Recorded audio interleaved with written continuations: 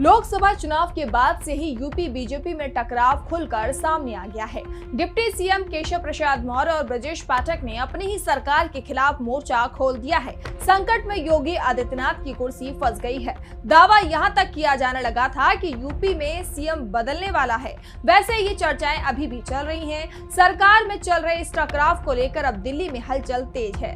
संघ और बीजेपी नेताओं की बड़ी बैठक हो रही है। 100 लाओ सरकार बनाओ। सपा चीफ अखिलेश यादव के इस मॉनसून ऑफर ने बीजेपी की चिंता को बढ़ा रखा है, क्योंकि इस समय यूपी बीजेपी में बगावत के हालात दिखाई दे रहे हैं। सीएम योगी आदित्यनाथ की बैठकों का दोनों डिप्टी सीएम केशव मौर्य और ब्रजेश पाठक लगातार बहिष्कार कर रहे हैं। केशव मौर्य तो योगी आदित्यनाथ से हिसाब किताब तक मांग रहे हैं। योगी सरकार की आपसी फूट के चलते बीजेपी राज्य में लगातार कमजोर होती हुई दिखाई दे रही है और अब खबर आ रही है कि दिल्ली में अब सरकार बचाने की कोशिश तेज हो गई है।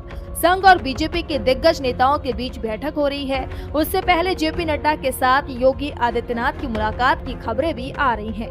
संघ नेताओं के साथ होने वाली बैठक में योगी आदित्यनाथ, दोनों deputy CM Keshav Maurya, Brajesh Pathak, BJP के प्रदेश अध्यक्ष भूपेंद्र चौधरी, संगठन महामंत्री धर्मपाल सिंह, आरएसएस के पूर्वी यूपी क्षेत्र प्रचारक अनिल कुमार और पश्चिम यूपी क्षेत्र प्रचारक महेंद्र शर्मा शामिल होंगे।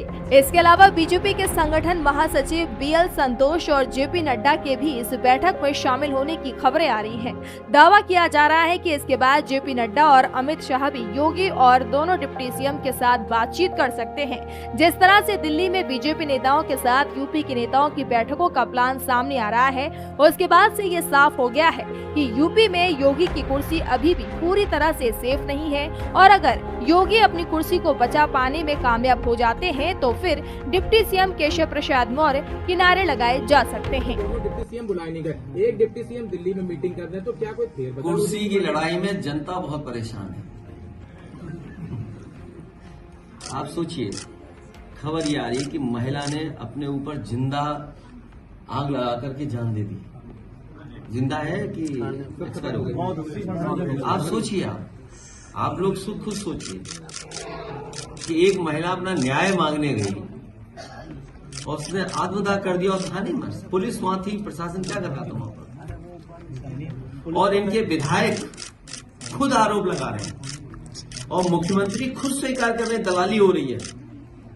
तो सवाल ये, जनता ये भी तो सुनना चाहेगी या जानना चाहेगी कि अगर मुख्यमंत्री महसूस कर रहे हैं कि दलाली हो रही है तो जो दलाली कर रहे हैं उन पर कार्रवाई क्या करवाएं?